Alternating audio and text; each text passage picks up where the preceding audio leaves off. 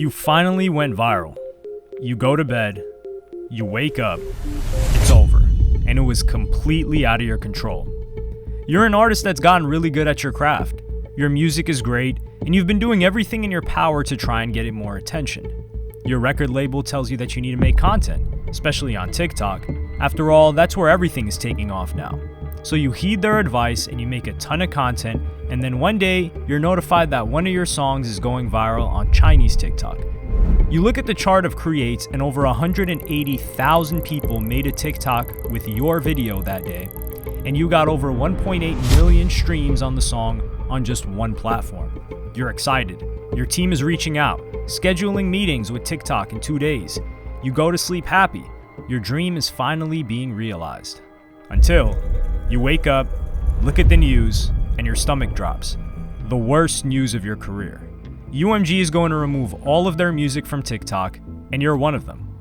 That is the exact scenario that happened to musician Cody Fry. I just gotta tell somebody what's going on right now. So I currently have a song going super viral in China. Here are the Shazam charts for China. This is my song, Things You Said. It's number 1. Let's go to the data. Yesterday, 769,000 TikTok creations in a day. 1.8 million streams in a day. It's crazy. So I'm feeling incredible. This is like everything you hope for as an artist. But as I was laying down to sleep last night, that's right, I am a Universal Music artist. As I'm recording this, Universal hasn't pulled the music yet, but if they do, those TikTok creations that were more than doubling every single day, those are gonna go to zero. It's just hard as a hardworking artist to see a budding viral trend with one of your songs that's really awesome in its infancy just like get crushed by multi-billion-dollar corporations. On January 30th, 2024, Universal Music Group officially waged public war on TikTok with an announcement that they would be removing any and every song on the platform from anyone signed to any label or division of UMG. This caused a tidal wave of press, both positive and negative, but nobody covered the fact that only 3 months later, on May 1st, they made an announcement that they had come to a new licensing agreement and everything would continue as it had before for the artists and creators, with the music being restored and allowed on TikTok. But why did it ever happen in the first place? Why were certain top artists allowed to keep their music on TikTok? Was it beyond just business and even diving into politics? And how did this 3-month UMG blackout on TikTok affect creators and the artists under the UMG umbrella? I dove deep to uncover proof that nothing that UMG said was true, and the truth is a lot darker.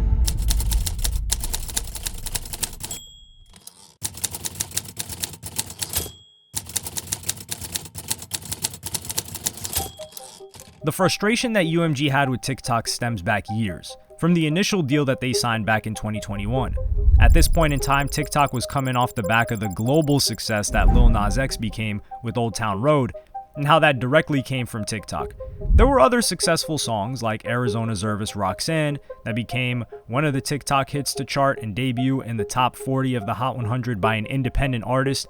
Keep in mind that this was still in late 2019, so the effects of TikTok virality had compounded, and record companies were definitely in negotiations with TikTok at that time to finally land the deal that they would announce in February of 2021. This deal was a licensing deal. To put it simply, any business needs a license to play music that is owned by a particular company. What a lot of platforms do is that they just let the users do what they will, and then if they're issued a DMCA, which is a copyright takedown, they remove it, until they get big enough that they negotiate a deal with the record labels. This is the same thing that happened with YouTube. In this case, the major labels had signed buyout agreements with TikTok. These deals involve a lump sum payment from TikTok for using licensed music for a fixed period of 3 years, in this case with UMG from 2021 to 2024, typically for short video content. All TikToks at that time were under 60 seconds, so the record labels saw it as getting free money to a degree, paid for somewhat of a trailer of the music so the user could go listen to it on Spotify or another streaming platform. But while initially seen as beneficial, there became a growing concern when they saw how much money TikTok was making and believed music was the driver of this. It wasn't even a year later, however, that UMG began to feel like they deserved more money, and that TikTok had gotten the better end of the deal. This was in part due to the explosive growth of TikTok. If we're to take a look at the revenue for 2020, which is likely when they finalized the deal before announcing it in Q1 of 2021, it was $2.6 billion. And by 2022, it had grown to $9.6 billion. Whilst the revenue that the music industry was receiving from advertising didn't grow in proportion to this. UMG's primary grievance was the compensation TikTok offered for using their music. Despite TikTok's massive user base, the platform proposed paying artists at a rate significantly lower than other social media platforms. UMG pointed out that TikTok contributed only 1% to their revenue, which was disproportionate given what they believed was the platform's reliance on music to drive engagement. UMG and a growing group of people in the music industry were upset with this and believed they needed to strike a revenue share deal with TikTok as soon as possible so they could get a piece of the pie of advertiser revenue as the platform continued to grow. In 2021, Lucian Grange, the owner of UMG and chairman, said in reference to the 20 years prior of platforms like MTV, YouTube, and now TikTok, "We were given a lot of reasons why our artists shouldn't get paid. People said, it's great promotion, or you can use it as a platform for discovering new artists. And then technology platforms were built on the backs of the artists' hard work and those who invested in artists early in their careers with very little return." Negotiations between UMG and TikTok were littered with challenges. UMG accused TikTok of employing unfair tactics to coerce them into accepting a less favorable deal. TikTok allegedly deboosted music from developing artists while retaining music from global stars to pressure UMG into conceding. This was seen as a clear attempt to intimidate UMG into accepting a deal that undervalued their music. UMG wanted TikTok to give visibility to their new signees. Their music was not yet recognized by the masses like their old artists, who UMG spent millions of dollars making famous before TikTok even existed. In October of 2022, Music Business Worldwide reported, "The rapid growth of short-form video companies, thanks to music on their platforms, is going to become a problem if the money paid by these platforms to artists doesn't start fairly reflecting their own revenue growth." The Universal boss, in reference to Lucian Grange, raised concerns that just as the music industry has seen significant progress in narrowing the value gap on services like YouTube, another gap is now forming fast in the new iterations of short-form video.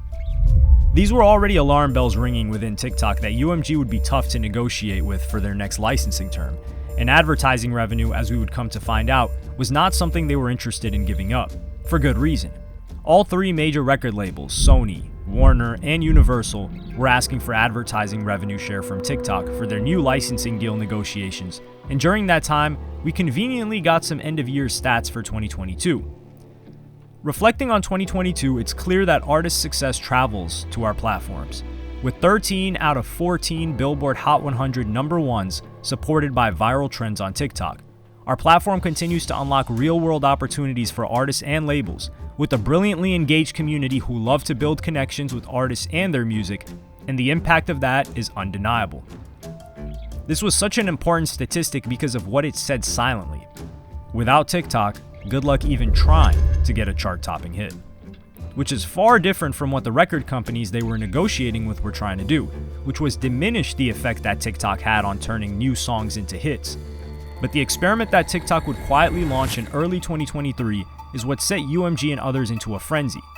They quietly removed the ability to access the music library of major record labels for users in Australia and New Zealand, which led to some outlets reaching out to TikTok for comment, where they said, "Some of our community in Australia will not be able to access our full TikTok sounds library at the moment.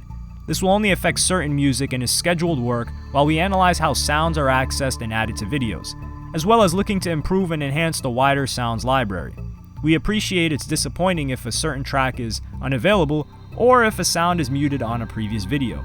This change will not be in place for long, and not all music is affected. We look forward to restoring our full catalog soon." This was indicative of the state of negotiations. They had reached a point to where TikTok was considering an option of potentially having to remove catalogs of music from their platform and to assess their decision on whether or not to proceed with giving up advertising revenue or other concessions. They wanted to calculate what effect it would have on their users if this were to pan out, which is one of two results. 1.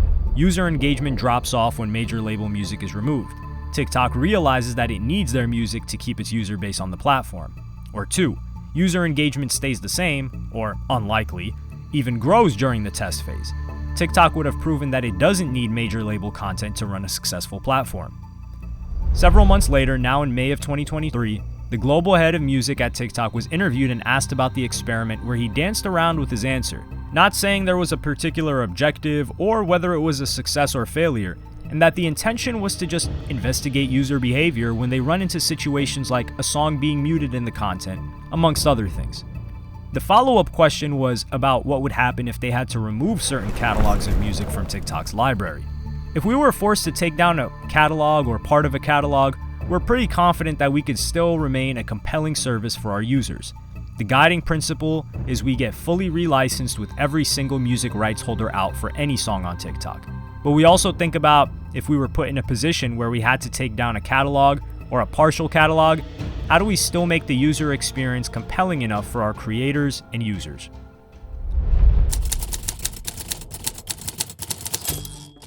Oberman wasn't lying, because this would lead up to the announcement Universal Music Group made in January of this year, which was a last-ditch Hail Mary attempt at getting the terms they wanted, with the headline, "An open letter to the artist and songwriter community, why we must call timeout on TikTok."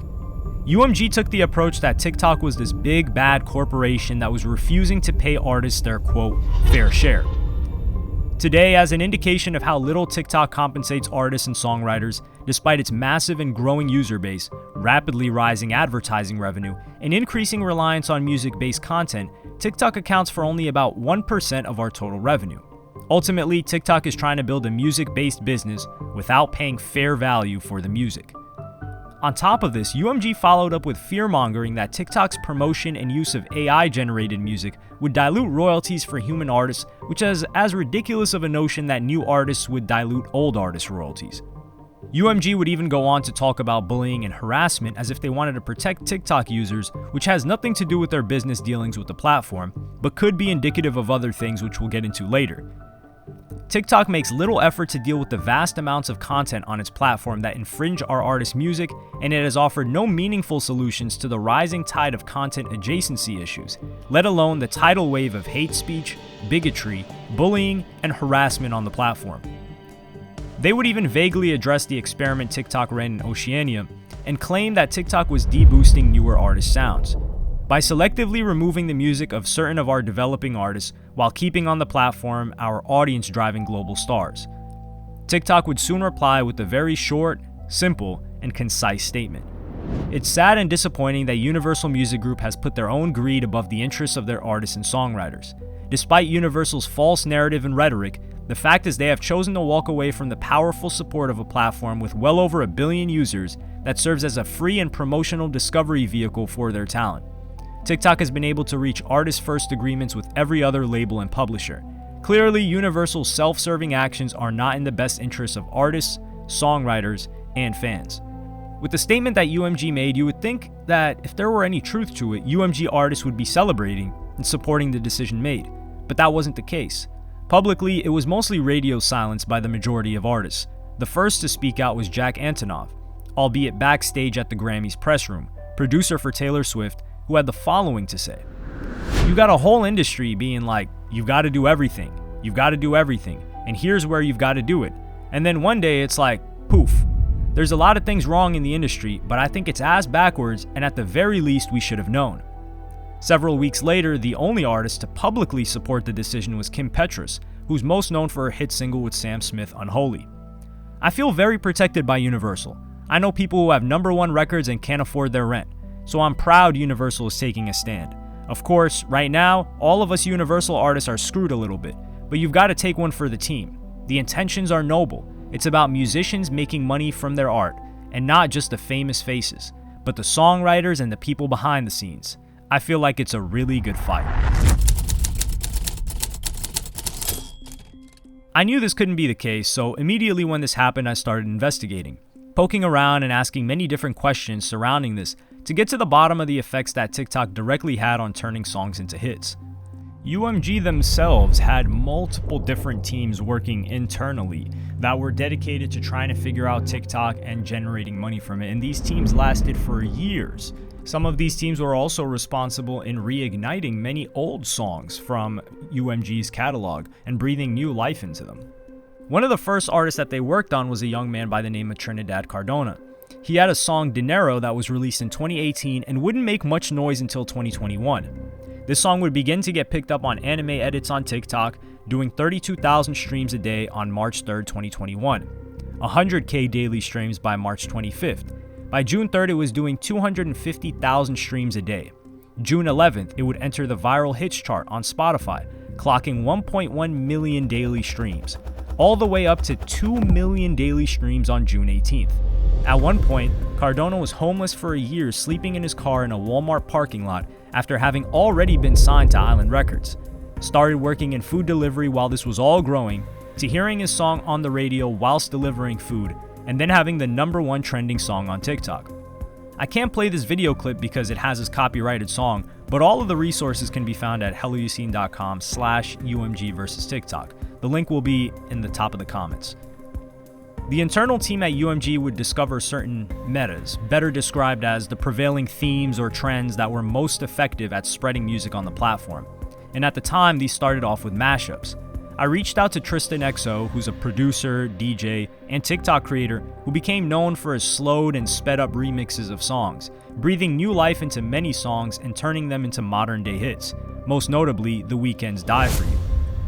Really took off. The sped up stuff is really what caught everybody's attention across the board on TikTok. It felt like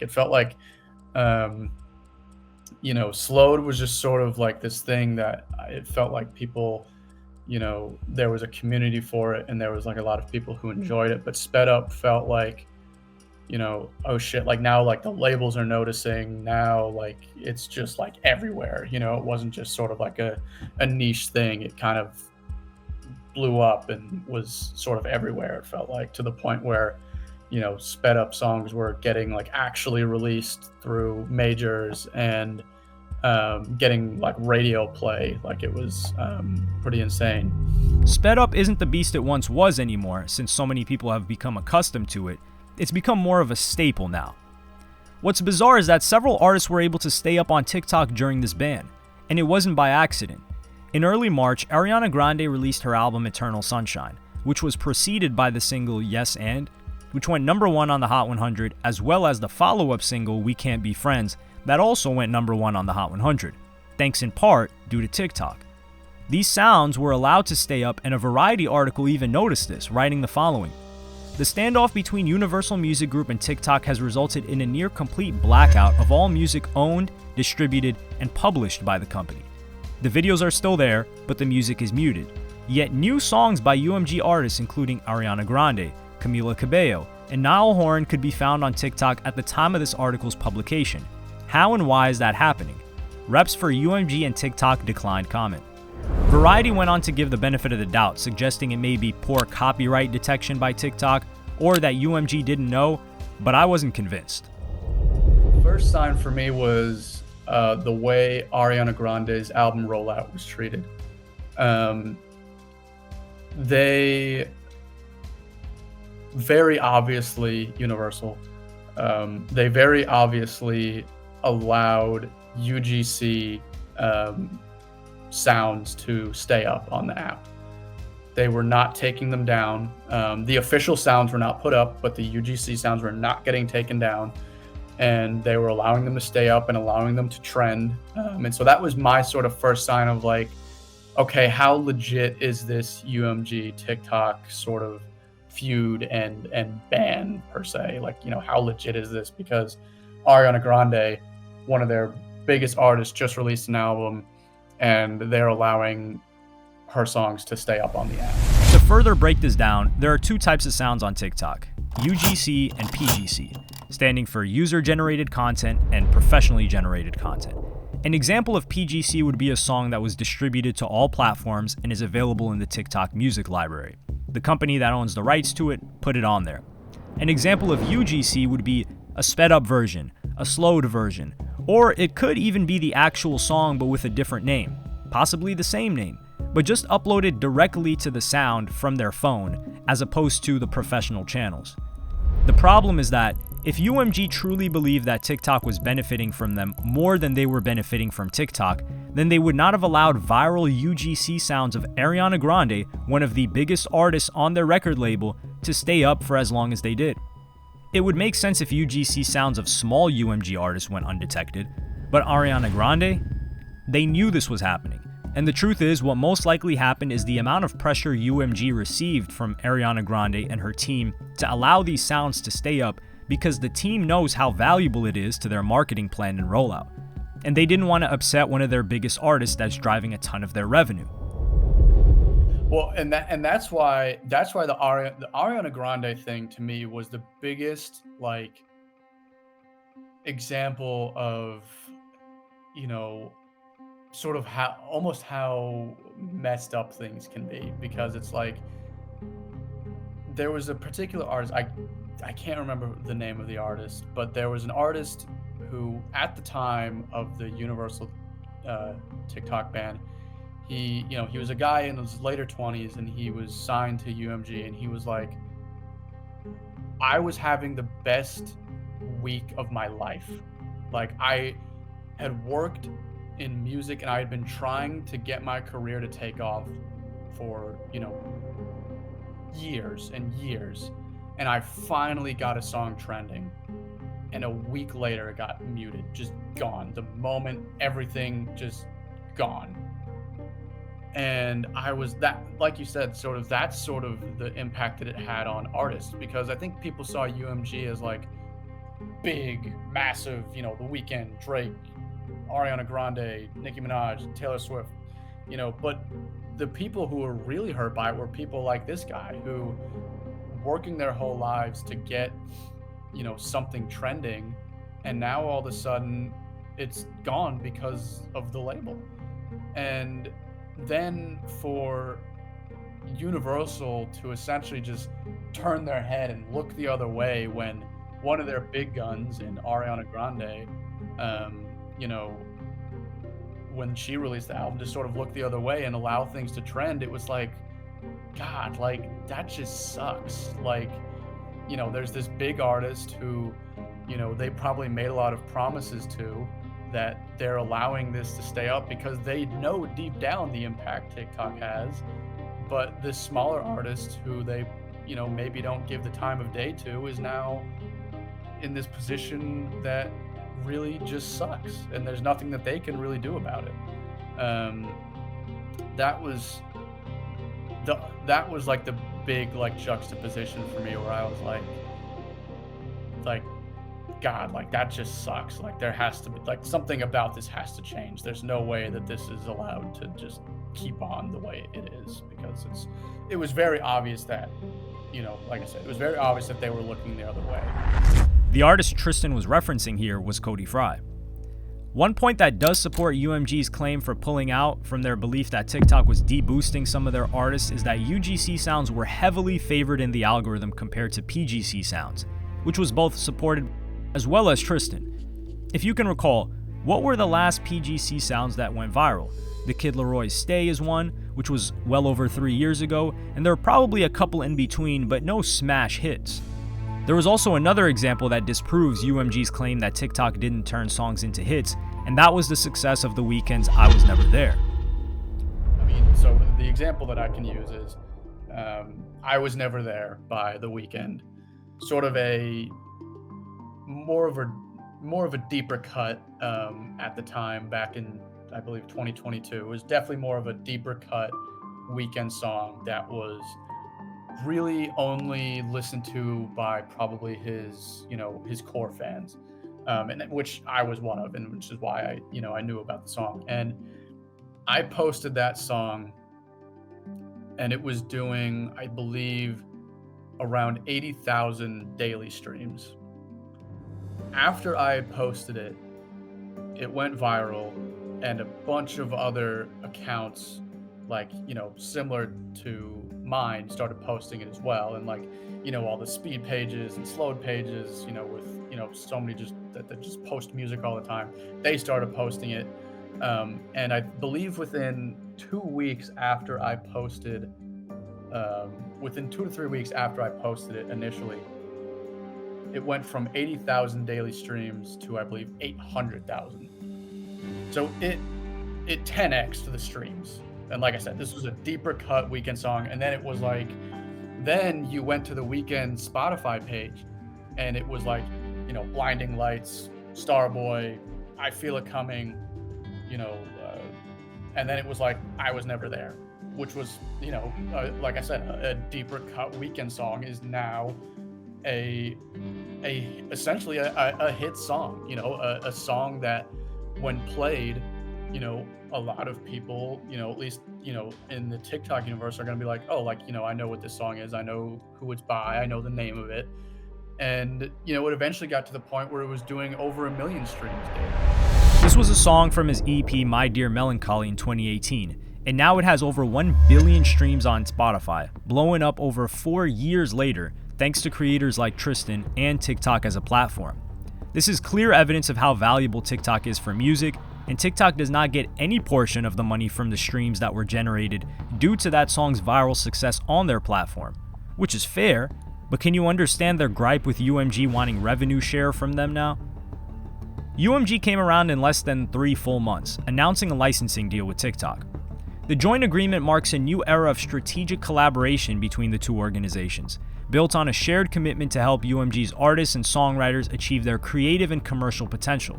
By harnessing TikTok's best-in-class technology, marketing, and promotional capabilities, UMG and TikTok will deliver improved remuneration for UMG songwriters and artists, new promotional and engagement opportunities for their recordings and songs, and industry-leading protections with respect to generative AI.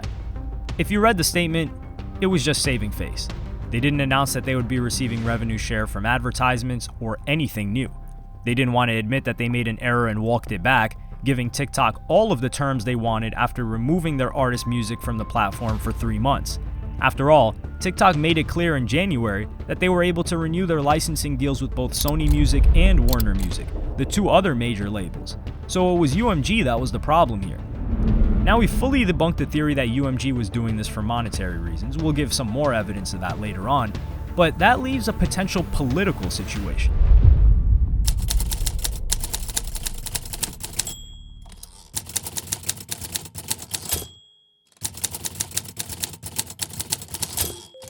TikTok, from its inception, was facing heavy skepticism from the US government and by extension Americans from being a Chinese-owned company. Although it wouldn't be long before the talks and attempts to either ban it or force Chinese company ByteDance to sell it to a US company became a reality. Keep in mind, this all begins as a USA versus China situation, but it'll evolve into other countries being involved later down the line. The first little scuffle that TikTok ran into with the US government was this lawsuit that was filed in 2019 when it was still Musical.ly. Musical.ly was bought by ByteDance, which is the company that launched Douyin, Chinese TikTok, that would be spin-off into TikTok that was for foreign countries. So Douyin is Chinese TikTok. They don't really have TikTok, but it's functionally the same. And TikTok is for every other country outside of China. ByteDance would then merge the two, Musical.ly and Douyin. So this lawsuit was still for TikTok, and these were the claims. The complaint charges that defendants violated the COPPA rule and the FTC Act by failing to post a privacy policy on its online service providing clear, understandable, and complete notice of its information practices, failing to provide direct notice of its information practices to parents, failing to obtain verifiable parental consent prior to collecting, using, and/or disclosing personal information from children, failing to delete personal information at the request of parents, and retaining personal information longer than reasonably necessary to fulfill the purpose for which the information was collected. TikTok agreed to pay a $5.7 million fine for this lawsuit, and that was the end of that. However, when politics began to cause trouble for TikTok's PR, when the protests in Hong Kong were happening in September of 2019 that were being posted all over Twitter, Instagram, and other social platforms, they were missing from TikTok. The Guardian was able to get a hold of internal documents that laid out the rules for what content should be removed or limited. For instance, the guidelines fell under content that was labeled a violation, which would cause it to be deleted from the platform altogether, potentially leading to a user ban, or visible to self, which was a lower tier offense that allows the content to stay up but severely limits its reach through the algorithm, more commonly known to us as a shadow ban. The guidelines they believe prevented Hong Kong protests from circulating would fall under hate speech and religion, A ban of criticism on China's socialist system, for instance, comes under a general ban of criticism/attack towards policies, social rules of any country, such as constitutional monarchy, parliamentary system, separation of powers, socialism system, etc. Another ban covers demonization or distortion of local or other countries' history, such as May 1998 riots of Indonesia, Cambodian genocide, Tiananmen Square incidents. A more general-purpose rule bans highly controversial topics such as separatism, religion, sex conflicts, conflicts between ethnic groups, for instance exaggerating the Islamic sex conflicts, inciting the independence of Northern Ireland, Republic of Chechnya, Tibet and Taiwan, and exaggerating the ethnic conflict between black and white. All of the above violations result in posts being marked visible to self. ByteDance replied with the following: "In TikTok's early days, we took a blunt approach to minimizing conflict on the platform, and our moderation guidelines allowed penalties to be given for things like content that promoted conflict, such as between religious sects or ethnic groups, spanning a number of regions around the world. As TikTok began to take off globally last year, we recognized that this was not the correct approach and began working to empower local teams that have a nuanced understanding of each market. As we've grown, we've implemented this localized approach across everything from product to team to policy development. The old guidelines in question are outdated and no longer in use. Today, we take localized approaches, including local moderators, local content and moderation policies, local refinement of global policies, and more.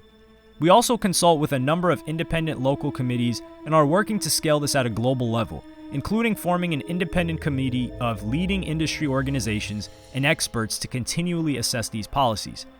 We also understand the need to be more transparent in communicating the policies that we develop and enforce to maintain a safe and positive app environment.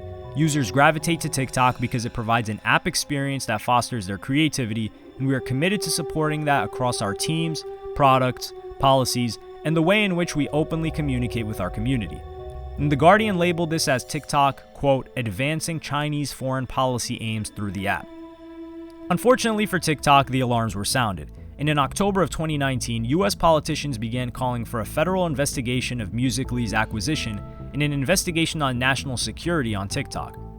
By January of 2020, the Pentagon banned the application from all military phones and urged all personnel to delete it from their personal phones as well only a month prior. The first attempt or talks of a ban wouldn't come until July of 2020, when President Donald Trump said he was considering banning TikTok as a retaliation for his belief that China grossly mishandled the pandemic. Following this up, he signed an executive order that banned American companies from any transaction with ByteDance, as well as its subsidiaries, namely TikTok. Only a few days later, he issued a second executive order demanding that ByteDance sell TikTok, the US assets, within 90 days, and this is where we first got news of potential buyers like Microsoft. But the deal never happened, and TikTok sued the Trump administration for violation of due process in its executive orders. In November of 2020, Joe Biden was elected president, which left a couple of months for Trump in office. And it seemed like TikTok fell out of his priority list because at first they extended the deadline for the sale and eventually just let it go altogether. Joe Biden didn't propose any policy on it, and after he was inaugurated, he even postponed all the legal cases related to Trump's banning of TikTok. At this point, Joe Biden's administration had zero issue with TikTok, and whilst TikTok would continue to occasionally get viral news articles about them regarding things such as their algorithm feeding content that allegedly encouraged eating disorders, it would be business as usual until June of 2022. At this point, TikTok had dethroned Instagram and become the most downloaded app in the world, and a report was put out only a month later that accused the Chinese division of ByteDance of repeatedly accessing private information of TikTok users. In the article, they reviewed leaked audio from over 80 internal TikTok meetings that showed that China-based employees of ByteDance, the parent company of TikTok, have accessed non-public data of US TikTok users multiple times. There were 14 statements from 9 different employees that from September 2021 to January of 2022, engineers had access to US data, and according to the tapes, US employees of TikTok did not have access or knowledge to this data. "Everything is seen in China," said a member of TikTok's Trust and Safety Department in a September 2021 meeting. In another September meeting, a director referred to one Beijing-based engineer as a master admin who, quote, "has access to everything." However, most of this information is something that China would have been able to buy from data brokers, and TikTok would soon after transfer all the US user data to Oracle's cloud infrastructure, which is an American company. In December of 2022, ByteDance fired 4 employees who looked into the data on journalists from the expose article done by BuzzFeed News during the time they were trying to find leaks that were confidential regarding the company. The FBI director Chris Rapp would also warn that China could manipulate the algorithm to influence Americans, despite much information as to how. In February of 2023, the White House told all government officials that they had 30 days to make sure TikTok was deleted on their phones. The FBI and the FCC said that ByteDance could share their data with China. In January of 2024, TikTok announced it was restricting a feature that allowed people to analyze the popular videos on their platform. This is something that the music industry had issue with in their initial statement. But by March, a bill to ban TikTok or force it to sell to a US company would once again gain favor, this time in Congress. TikTok, through notifications, would encourage their users to reach out to their lawmakers and speak against this bill or that TikTok would be banned, which rallied many creators on the platform, businesses, and consumers to call their Congress officials. Only a month later, the Senate followed up with Congress in agreement, sending the bill to Joe Biden, who agreed to sign it, which is a complete 180. There was no new information that had come in the past couple of years about TikTok from when Trump was in office. In May of 2024, TikTok and ByteDance sued the US federal government to challenge the law that would force the sale of ByteDance's stake or face a ban under the grounds that the law was unconstitutional.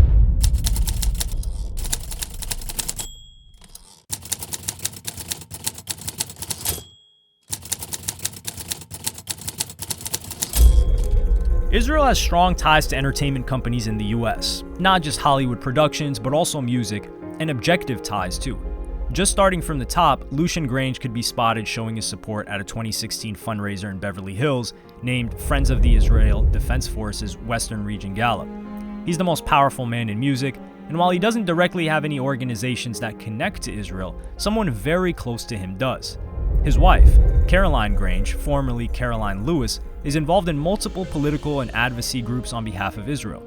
She's a trustee of the Bernard Lewis Family Charitable Trust, whose assets are held by the Lewis Trust Group, which is controlled by an offshore company registered in the tax haven of the Cayman Islands. Her family is best known as owners of the River Island clothing stores and worth billions. Through her role at the trust, Caroline has funded the Zionist Federation, the Mossad-trained Community Security Trust, the Conservative Party, the reportedly Islamophobic Henry Jackson Society, and one of Israel's national institutions, the United Jewish Israel Appeal. Haim Saban was appointed as non-executive director of UMG by Lucian Grange in May of 2023. Haim Saban was born in Egypt but grew up in Israel, served in their military, and was involved in the music industry early on, going from playing in a band, to becoming a manager, to running a record label in France, to starting a company in Los Angeles, with the wildly successful intellectual property that is Mighty Morphin Power Rangers, amongst many other shows and movies he produced. Saban has done business with UMG for years. His company, Saban Music Group, a subsidiary of his Saban Capital Group, had signed a global distribution and marketing deal with UMG back in early 2020. Haim Saban's most recognizable quote that he has said to the press in 2 separate interviews, one in 2004 and another in 2010 is, "I'm a one-issue guy, and my issue is Israel." In September of 2023, he gave an interview to an Israeli newspaper in Hebrew in which he divulged that he was invited to lunch at the White House with Biden for an hour, but the meeting lasted 3 hours. He justified giving money to AIPAC, a Republican organization that supports election deniers, because his one issue is Israel. The only goal of this organization is to prevent people who are against US-Israel relations from advancing and to support those who support relations between Jerusalem and Washington. Many Democrats called me and said, "Are you stupid? You're a Democrat who supports 2020 election deniers?" I always say the same thing. It's a specific, defined issue, and that is the US-Israel relationship. In that sense, I'm not interested in anything else. Saban is a dual citizen of Israel and America, and he has historically supported Democratic candidates, barring them showing any criticisms of Israel. So he was against Bernie Sanders, calling him, quote, an anti-Israel person, and Keith Ellison, quote, clearly an anti-Semite and anti-Israel individual. Haim was a significant contributor to Joe Biden winning the election in 2020. He raised $4.5 million for him at a fundraiser 2 months before the 2020 election, and he gave over $4 million to Democrats in that cycle. This brings us into a woman who's closely connected to Saban and the music industry. Back in 2001, a woman named Esther Renzer would co-found an organization called Stand With Us that was also known as Israel Emergency Alliance.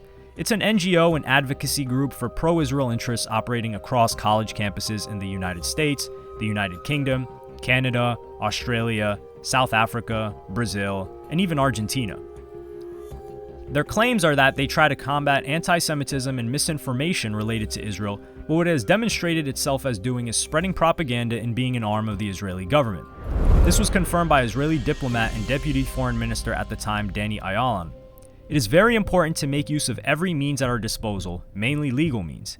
It is against American law to engage in boycotts, certainly on any political basis, including this one. We are moving to a policy that is much more proactive, a policy that doesn't just react. And it's true, we are using this organization Stand With Us to amplify our power. This was in context of a lawsuit that was brought against Olympia Food in 2012, which was the first US grocery store to publicly honor the boycott of Israeli products in order to force them to stock ice cream cones that were sourced from Israel. Olympia Food would end up winning the lawsuit. In a now deleted article from Stand With Us webpage, they announced that they worked with the Israel Foreign Ministry to train students to be PR agents for Israel. Endorsed by Israel's Ministry of Foreign Affairs and the National Union of Israeli Students, this prestigious program trains outstanding students from major Israeli universities across the country and prepares them to assume leadership roles in Israeli society. Alumni of the program have interned and worked at the White House, several Israeli government ministries, and embassies around the world, and at prominent NGOs. In 2015, it was reported by the Times of Israel and the Israeli Prime Minister's office was going to contribute $250,000 to Stand With Us that was to, quote, strengthen Israeli advocacy on social media networks. It was reported that this did not end up happening, but it still demonstrates how closely Stand With Us worked with the Israeli government. It trains students in, quote, pro-Israel activism and gives them material to strengthen their arguments, as well as using them to make sure that the sentiment of Israel amongst students in colleges remains positive. Amongst these lessons is the following, quote, always include the word peace in your answer. If the Israeli side says peace more times than the Palestinian side says peace, we will win the PR war. They train students to record events that are even remotely critical of Israel and send them to Stand With Us. An example of this that failed was their run-in with the Jewish Voice for Peace organization in 2010. Jewish Voice for Peace is an anti-Zionist organization, and in their own words, quote, we are accountable to Palestinian-led organizations and coalitions that represent and are themselves accountable to Palestinian communities and who share the values of freedom, justice, and equality for all people. They were holding a meeting for about 50 to 60 people in South Berkeley Senior Center when a Stand With Us member, Robin Dubner, an attorney from Oakland, draped in an Israeli flag, pepper sprayed two JVP members in the eyes and face after they tried to non-violently block her from recording the faces of those attending the meeting against their will. I'm Alexi Folger. I'm a member of JVP. I was in the meeting and I was trying to stop the woman from videotaping, and without realizing it ahead of time, she pulled out pepper spray and sprayed it all over the side of my head and on my hands. Dubner was also recording with a concealed video camera in a pen that was clipped to the pocket of her shirt. This covert recording is a tactic we covered earlier that Stand With Us likes to employ, and Jewish Voice for Peace wanted to protect the identities of those in attendance because they had a run-in with something similar earlier that same year. Caught on a widely seen videotape was a SFVI SWU Stand With Us supporter pointing his camera to the faces of silent peace vigil participants while saying, "You're all being identified, every last one of you. We will find out where you live. We're going to make your lives difficult. We will disrupt your families." The way in which this relates to the music industry is that Esther Renzer, the co-founder of Stand With Us, is married to David Renzer, who was the former chairman and CEO of Universal Music Publishing, and also spent an extended amount of time as president of music ventures for Saban Capital Group, which we alluded to earlier. There's a company owned by Haim Saban. But David Renzer founded this organization called Creative Community for Peace, or CCFP, in 2010-2011. The role of the CCFP was to incorporate culture like music and the arts as tools to further the agenda that Stand With Us had already begun. As a matter of fact, at its inception, Creative Community for Peace and Stand With Us were the exact same organization, despite their claim that they were totally different. In documents that were acquired by publication Mondoweiss, it clearly shows that one of the fictitious business names, also known as Doing Business As, or DBA, of Stand With Us Israel Emergency Alliance, IEA, was Creative Community for Peace. In 2013, the donation page on the Creative Community for Peace website also read, Creative Community for Peace is a 501c3 organization, DEBA Israel Emergency Alliance, which is backwards, the original is Israel Emergency Alliance, but nonetheless, it proves they were the same organization. JVP has also put out material calling out Creative Community for Peace and Stand With Us as being the same organization. One of the claims of Creative Community for Peace is that music and the arts are bridges to peace and they should not be politicized. We believe art and music must be embraced as tools to transcend political tensions. It is time to stop the politicization of art. Although their actions have been heavily criticized for weaponizing music and art in favor of Israel.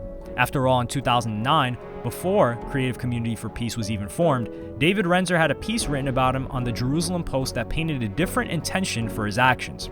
If having influential friends in high places is part of Israel's poker hand in this high-stakes game of Hasbara, then Renzer is a sparkling ace in the hole. A behind-the-scenes A-lister, Renzer has never hid his affinity for Israel.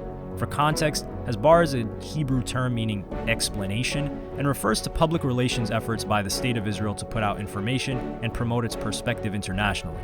Its intention is to influence public opinion and improve Israel's image abroad. This can include media campaigns, educational incentives, and diplomatic efforts. Better yet, propaganda. At the time, Renzer had been appointed the cultural chair of the LA Jewish Federation's Tel Aviv-Los Angeles partnership.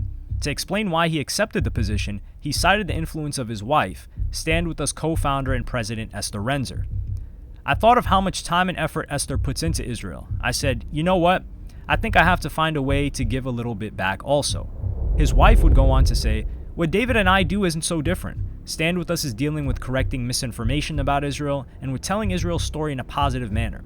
We talk about both divestment and investment. And part of telling Israel's story is speaking in the universal language of music and culture. Renzer also explained how he pulled some strings for the Israeli consulate. Recently, the Israeli consul in LA was putting together an event and was trying to reach Gustavo Dudamel, the celebrated new director of the LA Philharmonic. He happens to be signed to one of our classical record labels, so I reached out to the head of our classical record label and got them together. The Creative Community for Peace, as well as Stand With Us, are fervently against the BDS, which is Boycott, Divestment, and Sanctions movement that Jewish Voice for Peace supports. BDS urges many companies, artists, and people to boycott Israel, and one of the early boycotts that sent ripples throughout the industry was when Lorde canceled her show that she was scheduled to perform in 2017 at Tel Aviv, Israel. She put out the following statement. Hey guys, so about this Israel show, I've received an overwhelming number of messages and letters, and have had a lot of discussions with people holding many views, and I think the right decision at this time is to cancel the show. I pride myself on being an informed young citizen, and I had done a lot of reading and sought a lot of opinions before deciding to book a show in Tel Aviv, but I'm not too proud to admit I didn't make the right call on this one. Tel Aviv, it's been a dream of mine to visit this beautiful part of the world for many years, and I'm truly sorry to reverse my commitment to come play for you. I hope one day we can all dance. L. The Palestinian Campaign for the Academic and Cultural Boycott of Israel thanked Lorde on Twitter. Thank you, Lorde, for canceling your Tel Aviv show and heeding appeals from your fans against Israel's art washing of its brutal oppression of Palestinians. Your unwavering commitment to progressive values inspires us and gives us hope. This was met with ire from Creative Community for Peace, who released their own statement titled, Entertainment Industry Group Responds to Lorde's Israel Cancellation. We, the undersigned artists and entertainment industry executives, are deeply disappointed that Lorde canceled her show in Tel Aviv after receiving pressure from the radical Boycott Israel movement. Artists should never become beholden to the political views of a small but loud minority. The boycott movement, while often painting itself as a movement for human rights, is actually a political movement ultimately aiming to extinguish the state of Israel as the state of the Jewish people. Ignoring the many flaws in the other countries on Lorde's world tour, including the US, the UK, and Russia, the movement singled out Israel, and only Israel, for a boycott. It was viewed as threatening by many when you considered the signees, executives of the biggest publishers, record labels, management companies, and law firms in the entertainment industry, and she received major backlash for it. Rabbi Shmuley, who famously had a back and forth with political commentator Candace Owens earlier this year, took out an advertisement on the Washington Post saying that she, in reference to Lorde, joined an anti-Semitic boycott and portrayed her as a bigot, a young 21-year-old. Steve Schnur, co-founder of CCFP as well as worldwide executive and music president of Electronic Arts, the game company, Jody Gerson, chairman and CEO of Universal Music Publishing Group, and many others. Some would think that this would strike fear into many artists that would consider boycotting or speaking out, and it likely did. But that didn't make it easier for Creative Community for Peace or Israel, because in 2022, the Sydney Festival in Australia, the country's biggest culture festival of the year, was sponsored by the Israeli government, and the Sydney Festival had them listed as a star sponsor.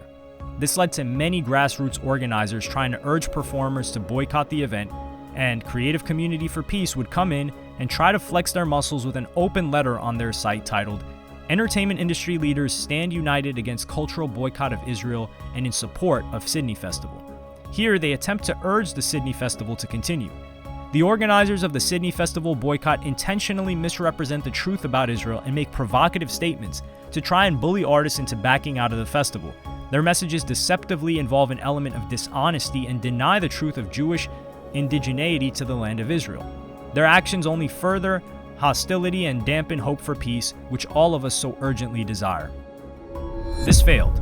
The top-down pressure that Creative Community for Peace tried to apply would lose to the bottom-up organic movement in protest that led to over 30 acts pulling out of performing in the days leading up to the Sydney Festival.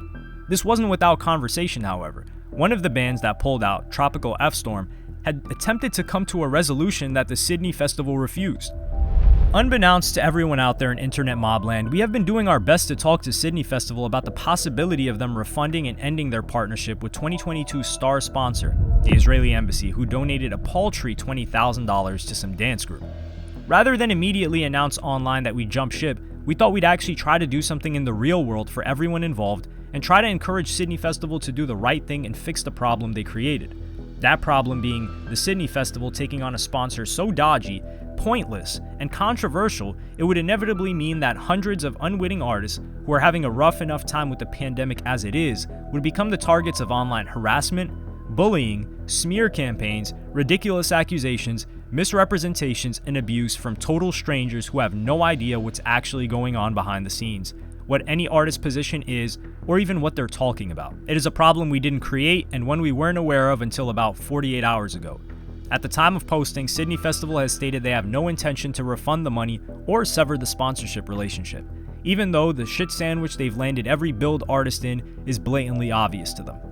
Due to this complete lack of respect and integrity towards the artists billed from Sydney Festival and its partners, we have decided to cancel our 2 appearances. We want to apologize to our fans who have made arrangements to come to the show. We appreciate you all.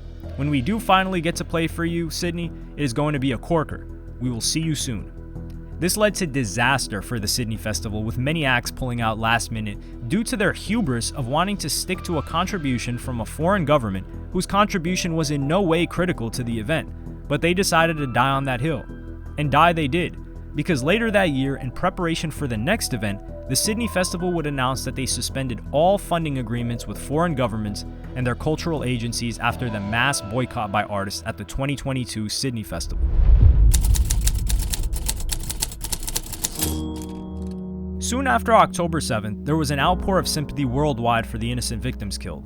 Although this sympathy would flip on its head in the coming weeks and months when footage of the brutality that the IDF was raining on Gaza began to spread. This allowed for an organic movement to grow across the world of people condemning and criticizing the actions of the Israeli government and its military. It was in early November that talks of a, quote, anti-Israel bias on TikTok began to grow, really being kicked off in late October by Jeff Morris Jr., a previous executive at Tinder, with his long thread titled The TikTok War: Why High School and College Kids Are Getting the Wrong Information About Hamas and Israel. It's obvious the side he leaned on. Tweets back in the past show he had visited Israel many times before, but in this thread he attempts to incorrectly make the case that TikTok was rewarding pro-Palestinian content in the algorithm, and that's the reason why the majority of young people were anti-Israel. He said, "When I engaged with one post on TikTok supporting opposing views, my entire feed became aggressively anti-Israel." Which is no surprise, that's how the majority of algorithms on social platforms work. If I were to interact with vegan content, it would serve me a lot more vegan content. That doesn't mean TikTok or any other platform is anti-meat. He would follow this up with an attempt at comparing the views on hashtags or keywords. I then looked at the data and saw that Israel is losing the TikTok war by a long shot. As an example, the top hashtag is 3 billion views for Palestine versus 200 million views for Israel. If you look at other hashtags, it is clear that Israel has a distribution issue. You can also see the screenshot comparisons. This was debunked by an NBC article that made it clear the results shown on those searches are from 3 years of videos, not the previous 30 days. And when it was constrained to the previous 30 days with a third-party tool, it showed that pro-Israel hashtags in the US were receiving the same, if not more, attention on the app, bringing the claims of favoritism into question. According to the metrics tool, hashtag Stand With Palestine was used on 9,000 videos with over 27 million views in the US. During the same period in the US, Stand With Israel was used on 5,000 videos with over 43 million views. The hashtags Support Palestine and Support Israel were evenly tied in the US over the past 30 days, with both being used on about 1,000 posts with 6 million total views each. This is when lawmakers would hop in. Republican Senator Marsha Blackburn of Tennessee saying, "It would not be surprising that the Chinese-owned TikTok is pushing pro-Hamas content."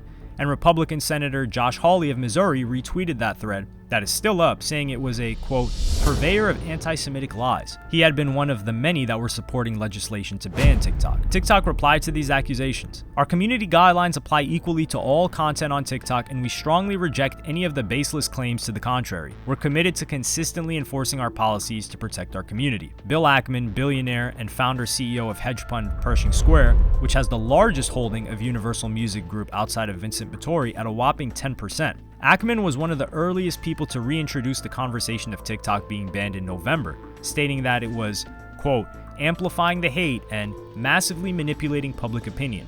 And yes, TikTok should probably be banned. A foreign government should not be in control of the minds of our next generation of leaders. Ackman was the first person to urge Harvard to dock student names who were protesting at the college so that he and his billionaire friends could avoid hiring them, something he would admit he was wrong and walk back after receiving tons of backlash from the public. Boycotts would really ramp up towards the end of 2023 and throughout 2024 after people began to witness, mainly through TikTok, the gruesome scenes happening in Palestine.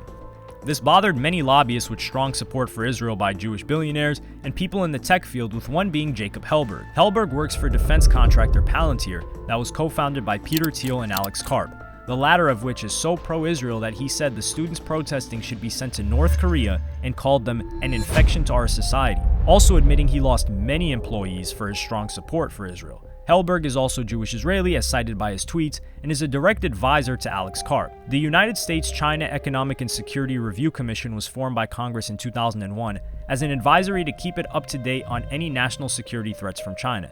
And Hellberg is also a member of this commission. Having spoken to over 100 members of Congress, he has repeatedly pushed for legislation to ban TikTok. TikTok is a scourge attacking our children and our social fabric, a threat to our national security, and likely the most extensive intelligence operation a foreign power has ever conducted against the United States. This was a quote from one of the addresses he made to Congress, but there's a conflict of interest here when you recognize that Alex Karp and Palantir stand to financially benefit from conflict between China and the United States. A Fortune article from September of 2023 focuses on this. Palantir relies on US military and government contracts that are related to AI for nearly 60% of its revenue and would likely benefit from a China-US tech war. In the second quarter, Palantir's total revenue was $533 million, of which $302 million came from the government.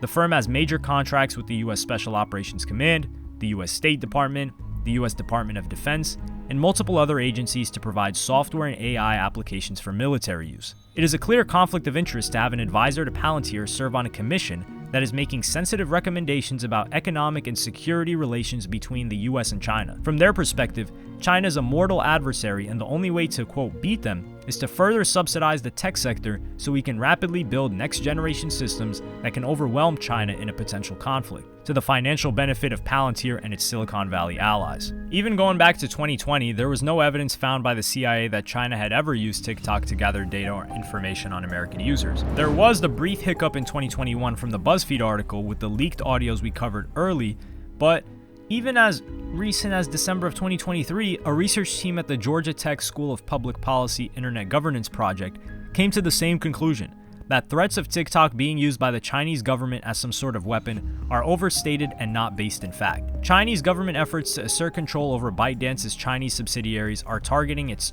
domestic services, not its overseas operations. They also found no evidence that it was using TikTok to promote Chinese propaganda or that it was any more dangerous than other social media applications. The data collected by TikTok can only be of espionage value if it comes from users who are intimately connected to national security functions and use the app in ways that expose sensitive information. These risks arise from the use of any social media app, not just TikTok, and cannot be mitigated by arbitrarily banning one app. But that's exactly what Helberg hawked when he was consistently flying back and forth from Miami to DC, inviting lawmakers to his home in Miami with his husband Keith Rabois, another Silicon Valley investor that is staunchly pro-Israel, to make sure that people got the message. For over a year, he said yes to every speaking engagement and TV spot, invited lawmakers to his home with Rabois in Miami, and was on a plane to Washington 3 times a week, drilling in the message every time that TikTok should be treated as a tool of the Chinese Communist Party. This is in part due to Palantir founder Peter Thiel's strong anti-China stance. He has not spoken on anything Israel-related, but he is very against China and has been known to make some brazen statements that some would consider unconventional. In 2019, he said that Google, which is banned in China, was infiltrated by Chinese intelligence, has said, quote, "I do wonder whether at this point Bitcoin should also be thought of in part as a Chinese financial weapon against the US," and continuously harps on how dangerous Chinese technology is to national security whilst offering the solution, his company, and positioning it as the technology that would offset any potential invasion of Taiwan by China. In February of 2024, Joe Biden, the President of the United States, even flew to Haim Sabin's home in Los Angeles to meet with him. Sabin is not just any ordinary donor to have the president fly to him, but unfortunately for Sabin, he tested positive for COVID, so was unable to be there. But he held a Zoom conversation with Joe Biden from another room in the same house. While I can't share details from our one-on-one conversation, I can share that President Biden cares deeply about Israel. It's in his kishkas. He cares about Israel's security and ensuring that Israel remains a prosperous Jewish and democratic state. It was only several weeks later that Joe Biden would endorse the legislation that could lead to TikTok being banned in the US.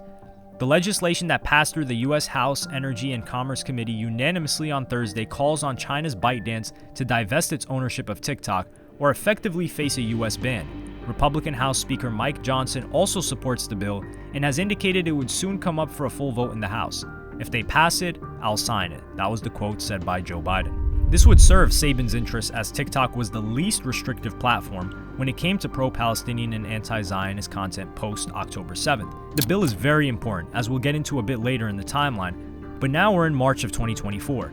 The US Army had long since been a partner and sponsor of South by Southwest, which is the biggest event in Austin, Texas of the year, comprising festivals, conferences related to music, media, film, and technology. It's one of the most recognized events in America, and people from all over the world travel there. Defense contractor and weapons manufacturer RTX Corporation, formerly known as Raytheon, was also a sponsor. The fact here is that they produce many weapons that the Israeli government uses. But there was also controversy on an earnings call in late October where the chairman and executive director of the company, Greg Hayes, was quoted saying, "I think really across the entire Raytheon portfolio, you're going to see a benefit of this restocking, on top of what we think is going to be an increase in DoD top line, Department of Defense."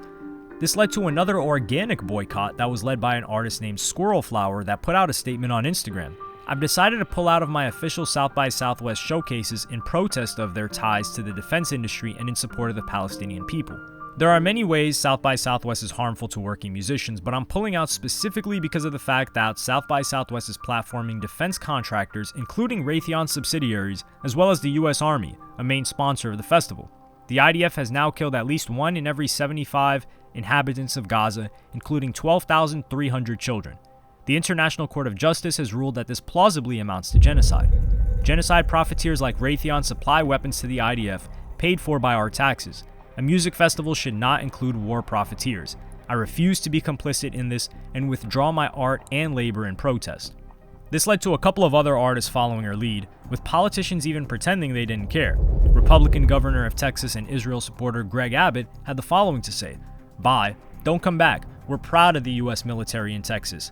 If you don't like it, don't come here." Even Southwest wouldn't budge, at first. They defended their partnerships. "We fully respect the decision these artists made to exercise their right to free speech. Across the globe, we are witnessing unspeakable tragedies, the rise of repressive regimes, and the increasing spread of violent conflict. It's more crucial than ever that we come together to solve these greater humanitarian issues. The defense industry has historically been a proving ground for many of the systems we rely on today. These institutions are often leaders in emerging technologies, and we believe it's better to understand how their approach will impact our lives. This was not received well, and Squirrel Flower's initial domino led to over 80 other artists pulling out of South by Southwest as well.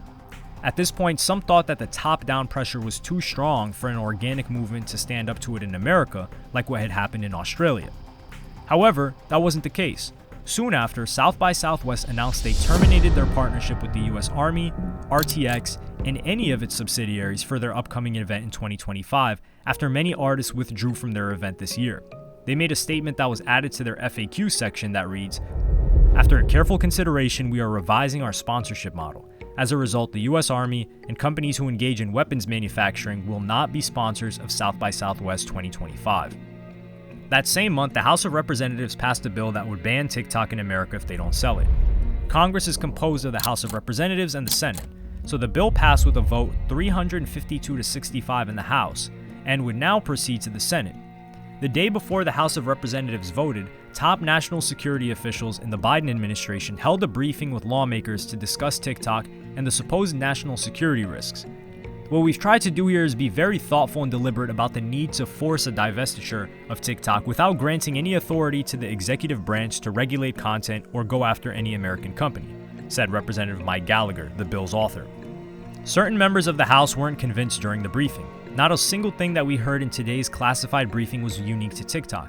It was things that happen on every single social media platform. The Senate would vote in favor of the TikTok ban 79 to 18 in April, and Mike Gallagher, one of the most aggressive lawmakers that was pushing this TikTok bill, would retire several weeks later, leaving Congress early to take a job at none other than Palantir, the company that stood to financially benefit from this bill passing, with increased tension between China and the US, and also controlling the Israel narrative in America. In a piece by the Financial Times, China's foreign ministry spokesperson Wang Wenbin was quoted as saying that America used, quote, robber's logic regarding TikTok. Quote, "When you see other people's good things, you must find ways to own them." He Yadong, spokesperson for the Commerce Ministry, called out Washington, D.C., telling them to stop unfairly suppressing foreign companies.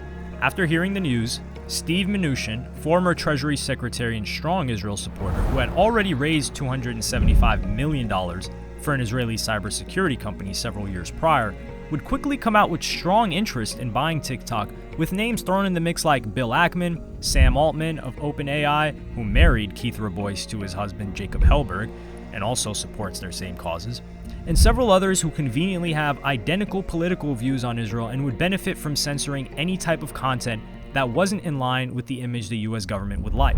May would be a hectic month with several events happening at once. We would get new developments on the more likely reasoning for Congress moving to ban TikTok.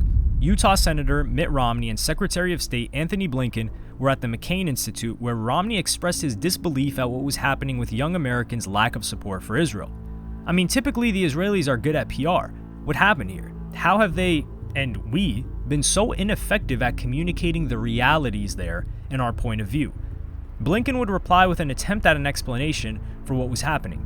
And you have a social media environment in which context, history, facts get lost, and the emotion, the impact dominates. It has a very challenging impact on the narrative. Romney would continue to give a strong reasoning for why Congress moved to ban TikTok, and it wasn't because of China like many Americans were told. Why has the PR been so awful? I know that's not your area of expertise, but you have to have some thoughts on that, which is, I mean, as you said, why has Hamas disappeared in terms of public perception? An offer is on the table to have a ceasefire, and yet the world is screaming about Israel. It's like, why aren't they screaming about Hamas? Accept the ceasefire, bring home the hostages. It said it's all the other way around. Typically, the Israelis are good at PR. What's happened here? How have they and we been so ineffective at communicating the realities there? And we're on an intravenous feed of information with new impulses, inputs every millisecond. And of course, the way this is played out on social media has dominated the narrative. And you have a social media ecosystem environment in which context, history, facts get lost, and the emotion, the impact of images dominates, and we can't discount that. But I think it also has a very, very, very challenging effect on the narrative. Yeah, a small parenthetical point, which is some wonder why there was such overwhelming support for us to shut down potentially TikTok or other entities of that nature. If you look at the postings on TikTok and the number of mentions of Palestinians relative to other social media sites, it's overwhelmingly so among TikTok broadcast. So I'd note that's of real interest, and the president will get the chance to make action in that regard. That same week, the Washington Post would put out a write-up titled "The Tech Billionaires Who Helped Ban TikTok Want to Write AI Rules for Trump." In it, they cover Hellberg, Palantir, Peter Thiel, and Silicon Valley's switch to supporting Donald Trump as a presidential candidate. Peter Thiel had long since supported Republicans, but the likes of Hellberg and many others switched their support. For what reason? Several, but a tweet by Hellberg encapsulates the main reason most of them share. On American Jewish Heritage Month, American Jews who still support Biden should have their heads examined. If you support Israel, there's only one choice in this election. Hellberg's actions on policy and the TikTok ban would get criticism from Ryan Callow, a law professor at the University of Washington focusing on AI policy. Their move to, quote, ban an entire social media platform on the speculation of self-interested tech millionaires and the potential of AI to pose an existential risk to all of humanity, when what they would really like to see is the government pump a bunch of money into their products and stay out of their way. He was also critical of their doomsday marketing, which Hellberg and Vinod Khosla, billionaire investor in OpenAI's ChatGPT, penned an open letter in April to the US government as, quote, private citizens out of love for the United States who didn't stand to gain or lose anything, but wanted everyone to know that TikTok was a weapon of war by the Chinese government and likened the platform to fentanyl. They would benefit from the funding that the government would give to AI projects as they try to market OpenAI as the shield against China. Just as stated 2 months prior, this is the way Washington works, said Scott Amy, general counsel at the Project on Government Oversight, a watchdog group. There are a lot of defense contractors that are discussing the China threat with an eye out on their bottom line. That same week, The Intercept released an audio recording that they were able to acquire in which you can hear Democratic representative in New Jersey, Josh Gottheimer, and Republican representative of New York, Mike Lawler, speak on the growing protests on college campuses, as well as reasons for the TikTok ban. It also highlights exactly why we included the TikTok bill in the foreign supplemental aid package, because you're seeing how these kids are being manipulated by certain groups or entities or countries to foment hate on their behalf and really create a hostile environment here in the US. The bill Lawler is referring to here is the one that Biden agreed to sign, but what wasn't highlighted in most headlines is that it was included as a part of a larger $95 billion package that provides foreign aid to Ukraine and Israel. Foreign aid, Ukraine and Israel, including a bill to ban TikTok. The frustration from figures like Lawler, Romney, Gottheimer, and many others is the lack of support from the younger generation for Israel. In a poll taken by Pew Research, it showed that a third of Americans under 30 said their sympathies lied mostly or entirely with Palestine, and only 14% said their sympathies lied mostly or entirely with Israel.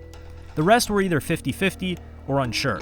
This is a massive difference as you go up in age groups, evident by the sliding bars on the chart, and when you get to Americans over 65, 47% of their sympathies were with the Israeli people and only 9% with the Palestinians. Will Bunch, columnist at the Philadelphia Inquirer, had the following to say. During the war in Gaza, most mainstream Western journalists have been blocked from entering the war zone.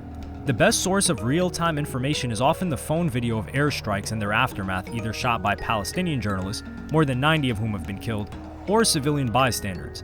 The reason so many under 30 folks have adopted the Palestinian cause isn't disinformation from Hamas or China or anyone else. They've been radicalized by the truth. Daily videos of young children, some of them bloodied, some of them already dead, covered in dust and targeted by 2,000-pound dumb bombs made right here in America. Many protesters and those opposing Israel even said part of what informed their decision-making wasn't just Palestinian-sided TikToks, but the TikToks that IDF soldiers were brazenly posting themselves. Controlling the narrative is so central to billionaire lobbyists who support Israel, as well as Congress, that their last-ditch effort was to get the application banned entirely, which some believe is one of the worst attacks on the First Amendment ever. Banning a social media platform that hundreds of millions of Americans use to express themselves would have devastating consequences for all of our First Amendment rights. A Washington Post expose of a WhatsApp group chat of over 100 people, all pro-Israel, with Mayor Eric Adams of New York regarding shutting down the college protests, but mainly in controlling the PR and pro-Israel narrative they wanted to carry in America. This chat had existed since October of 2023, started on behalf of billionaire real estate mogul Barry Sternlicht by a staffer of his on October 12th. The first message was posted on behalf of Sternlicht that the goal of the chat was to, quote, change the narrative in favor of Israel. This same staffer would make it clear that Sternlicht was very proud of his Jewish heritage and wanted to support Israel but was concerned with his privacy. Anonymity is a practical need and concern for the safety of my family in an increasingly complex world. He extended this to the rest of the chat and let them all know contributions to the media campaign he was building would be anonymous. Another message would be relayed to the chat from Sternlicht's staffer saying, I'm sensitive to concerns about being less effective if it appears that this is a Jewish initiative. The same day, the staffer would say that while Israel was focused on winning the physical war, the chat group's members would, quote, help win the war of US public opinion. This would begin in November of 2023, with news site Semaphore reporting that Sternlicht, alongside other Wall Street and Hollywood billionaires, would spend upwards of $50 million in order to distinguish between anti-Semites and the Palestinian situation. He wrote, as US and global media increasingly focus coverage on deaths in Gaza, potentially eroding support and sympathy for Israel. Public opinion will surely shift as scenes, real or fabricated by Hamas, of civilian Palestinian suffering will surely erode Israel's current empathy in the world community. We must get ahead of the narrative. This was the media campaign referenced earlier in the chat, and the attempt would fail, as TikTok and live coverage would stoke a fire in many people within America, shifting the narrative in the other direction, as well as Sternlicht's stated goal of defining Hamas as not just the enemy of Israel, but the United States. This group consisted of roughly a dozen men who appear on Forbes' annual list of billionaires, others at the top of real estate, finance, and communications. Amongst these were former CEO of Starbucks Howard Schultz, Dell founder and CEO Michael Dell, hedge fund manager Bill Ackman, Joshua Kushner, brother of Jared Kushner, Len Blavatnik, owner of Warner Music Group, amongst many others. In the months leading up to the protests, some chat members attended private briefings with former Israeli Prime Minister Naftali Bennett, Benny Gantz, a member of the Israeli War Cabinet, and Israel's ambassador to the United States, Michael Herzog. This would lead to the members working with the Israeli government to air a 40-minute IDF atrocity propaganda film titled Bearing Witness to the October 7th Massacre in New York that was shown on November 10th in Gotham Hall, as well as requesting help from the chat to show the film at colleges, eventually being shown at Harvard, which was attended, promoted, and facilitated by one of the members of the chat, Bill Ackman. Members of the group would go as far as urging each other to flag news articles or social media posts that were critical of Israel, sympathetic to Gaza, or later, the biggest thorn in their side, college campus protests. Columbia University students first set up an encampment April 17th, which led to some Jewish students claiming that the atmosphere was hostile, whilst nobody was harmed. Police would come in and clear it out at the request of Columbia only a day later, April 18th, arresting over 100 protesters. Adams would allege that student activists were affected by, quote, outside influences, and that police intervention was needed to prevent, quote, children from being radicalized. The next day, though, students built up another demonstration, and this time Columbia higher-ups were not going to request for police to remove them, which was a problem for Mayor Eric Adams and the others in the chat, because they wanted them gone. Len Blavatnik would kick things off, sending a photo of Eric Adams with the quote, he needs help. Joseph Sitt of Ashley Stewart would reply that he had already been helping, but more support was needed, and asked if anyone else from the group was up to donating to Adams as well. Blavatnik would send a donation link and make it known that he had donated the maximum monthly amount of $2,100. Daniel Lubetsky, owner of Kind Snack Bars, would follow up with, if there's a group to contribute through, or a way to ensure our contributions are known to be related to his efforts to fight anti-Semitism and hate, please let us know and I'll support meaningfully alongside you guys. So on April 26th, the Zoom call was attended by Mayor Adams, Lubetsky, Blavatnik, Sitt, and Daniel Loeb of Third Point. The Washington Post wrote this about what was covered. Sitt wrote minutes after the call ended to summarize items discussed today, including donating to Adams, using group members' leverage to help persuade Columbia's president to let New York police back on campus, and paying for investigative efforts to assist the city. Lubetsky replied listing concrete actions group members should take. These included resharing a link to other financial support to Adams, calling and writing to Columbia's president and board of trustees, and, quote, getting black leaders to condemn anti-Semitism. He named several people he would contact and asked if anyone in the group knew Jay-Z, LeBron James, or Alicia Keys. Asked about his comments, Lubetsky wrote in a statement to the Post that building bridges between the black and Jewish communities is more important than ever. Blavatnik, through a spokeswoman, confirmed he attended the Zoom with Adams, but said he did not participate in a conversation about private investigators and is unaware of discussions related to that subject. The spokeswoman noted other people on the Zoom said things Blavatnik did not weigh in or agree with. She said the billionaire, a Columbia alumnus and donor, only joined the Zoom to understand how Adams was thinking about the Columbia protests. The protests continued on, with this, more media attention, the movement spreading further throughout America, and frustrations in the chat rising. Loeb would write, "A sad state that we feel the need to grovel to ask our elected officials to do their jobs. I'll be grateful when the perpetrators are dragged off campus." Only a couple of days later, Columbia President Minouche Shafik sent a letter to the NYPD where she requested they remove the protesters, and that they remain on campus until May 17th. She would claim that it was due to safety concerns, but was that the truth? If she had really been opposed to the protests, she likely would have had them dispersed again after the first time on April 18th.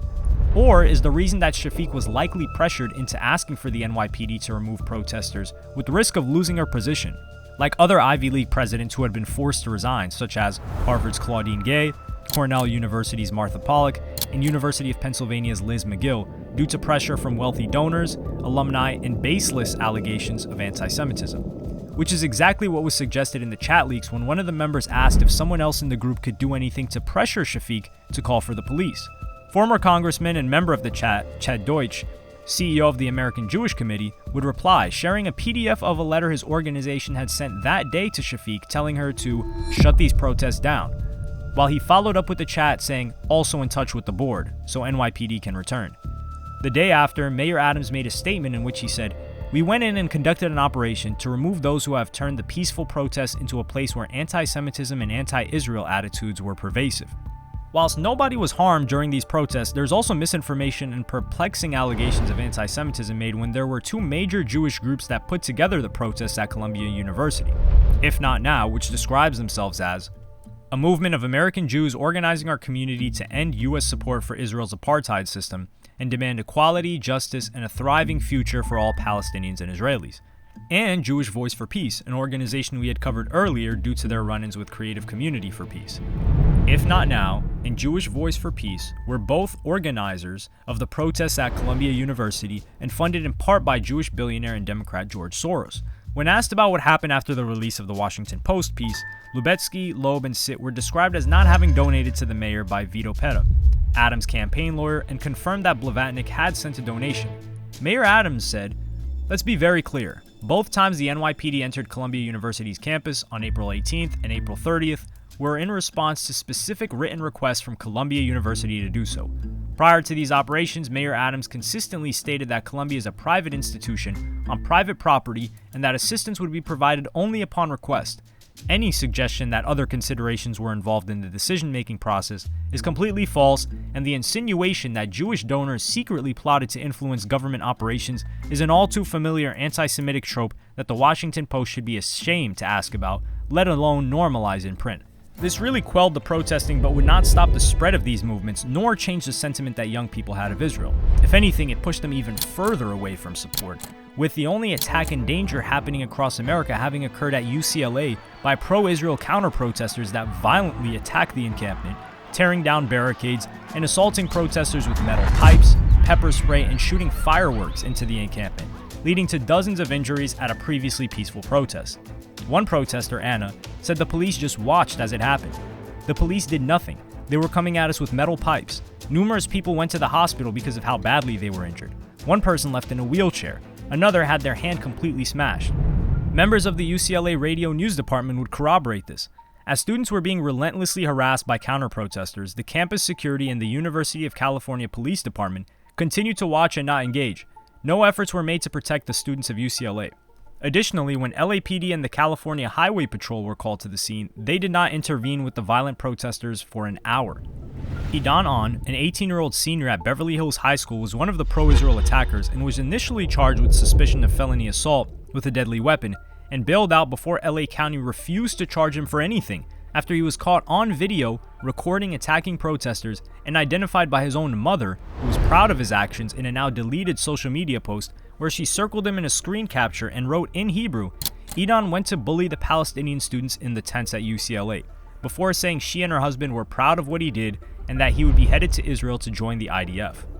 As we've clearly seen, the real reason the TikTok ban was rushed wasn't so much due to the fear-mongering about China, despite the best efforts of individuals like Jacob Hellberg and his Silicon Valley associates trying to paint it that way. Celebrating on Twitter with multiple photos of different people in Congress and government he worked with to pass the bill to ban TikTok, but the inability of the government and their lobbyists in controlling the pro-Israel narrative that the mainstream media has worked tirelessly to keep up for decades. The issue is that other social media platforms conduct themselves in the same manner. Facebook and Instagram were aggressively shadow banning, if not outright banning, certain content creators that would post anything supporting Palestine. A popular social media personality, Absorber, whose content consisted of him going on Omegle and reacting to Israelis' thoughts on Palestine, would have the reach on his account restricted and deal with multiple shadow bans despite his content not showing anything gruesome. Meanwhile, on TikTok, his account was flourishing without pause. Facebook has even recently announced that it would be removing any content that is deemed as hateful containing the word Zionist. Sabin, however, wouldn't be happy when Joe Biden said he would not supply bombs and artillery shells that Israel could use in an assault on Rafah in the Gaza Strip. The White House press secretary Karine Jean-Pierre would follow up, "What the president made clear on CNN is that we do not want to provide material support to such an operation. We have held a shipment of high payload, unguided munition, and we discussed with Israel all concerns about their use in dense urban environments." Sabin was furious. In an email to senior Biden aides divulged by Axios, read the following: "We, the US, as you stated numerous times, believe that Hamas should be defeated. We, the US, in this case you, Mr. President, have decided to stop sending munitions to Israel to achieve the goal that we/you have set up for Israel and ourselves. Even beyond Israel, this sends a terrible message to our allies in the region, and beyond that we can flip from doing the right thing to bending to political pressure. Let's not forget that there are more Jewish voters who care about Israel than Muslims voters that care about Hamas. Bad, bad, bad decision on all levels. Please reconsider. Thank you. With respect, Haim." This sounded more like someone that was telling the president what to do than someone who was giving suggestions, and the accusations that he was scripting the Biden administration's policy on Israel would only be strengthened with this leaked email, on top of the banning for TikTok happening only a week or two after he had been at the home of Sabin. Had this been any other billionaire that had reversed the ethnic groups that Sabin labeled in his email, they wouldn't suffer enough headlines of anti-Semitism, but while this was published on several publications, the titles wouldn't reflect that.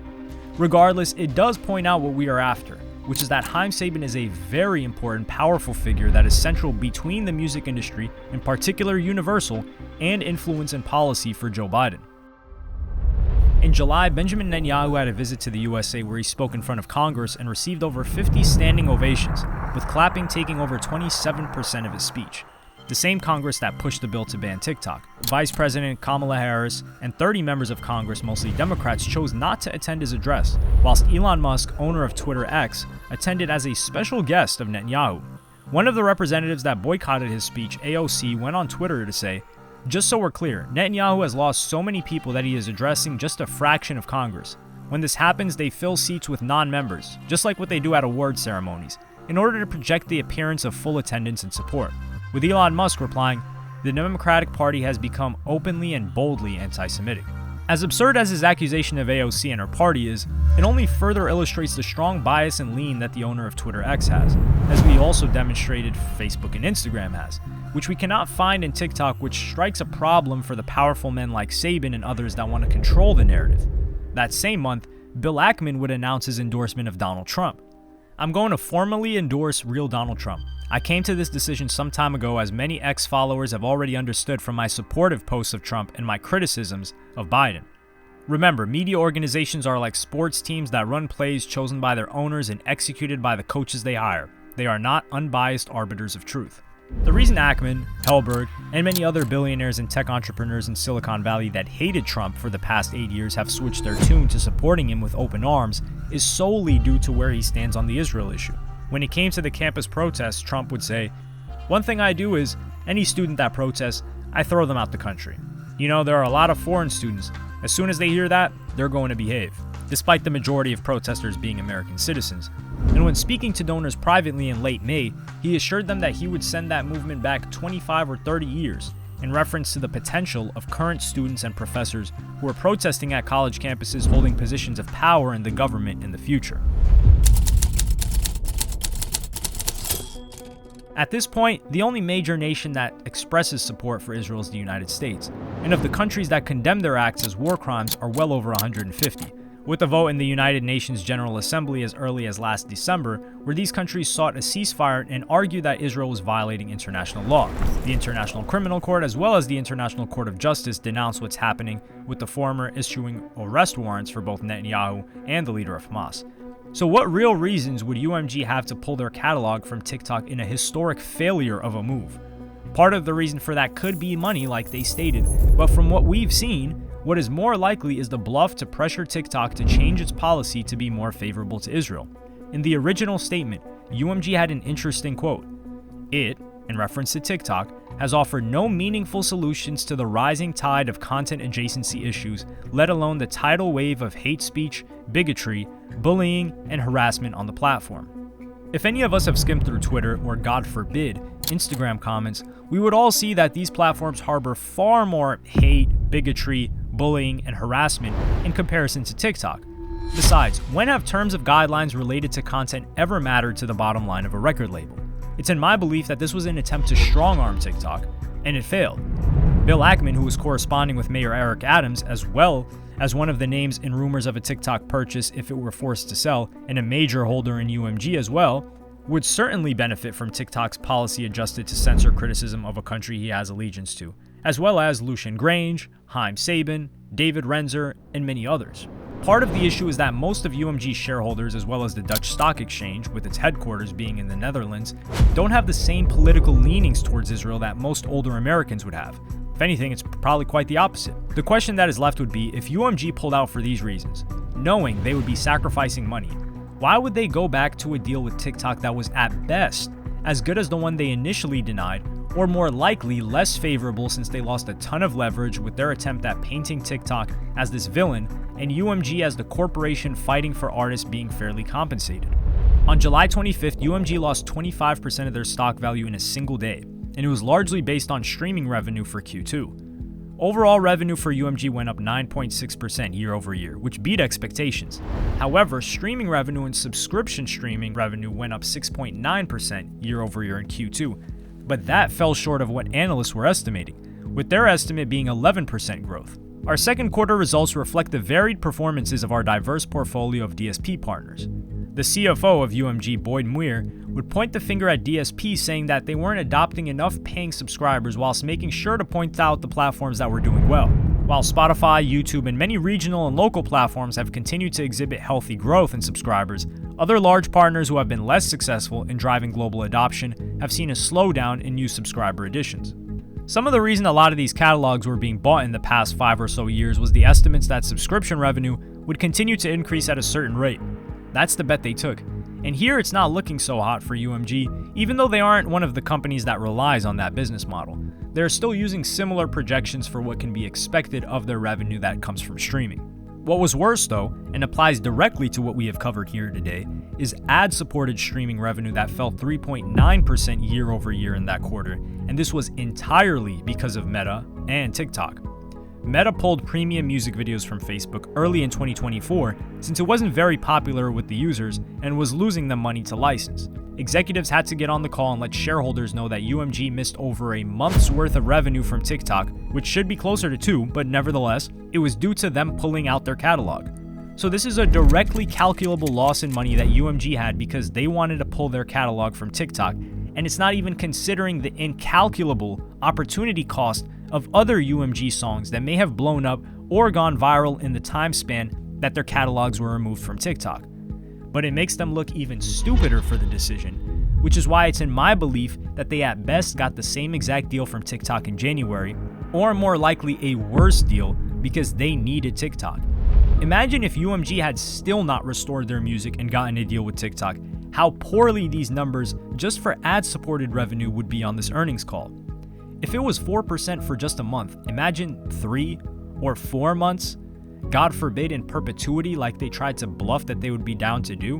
And then imagine how it would look for the company's stock price when their biggest artists would start to speak out against them on public platforms.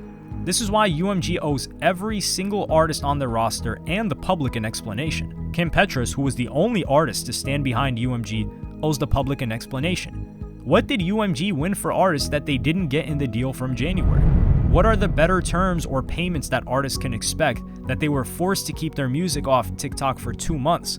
UMG was allowed to publicly weaponize thousands of artists' careers as a bargaining chip with likely political aims which failed miserably. And when they went back to the deal they claimed they were fighting against, returned with nothing to show for it but an announcement that meant nothing to the countless artists, writers, and producers who were screwed by their decision.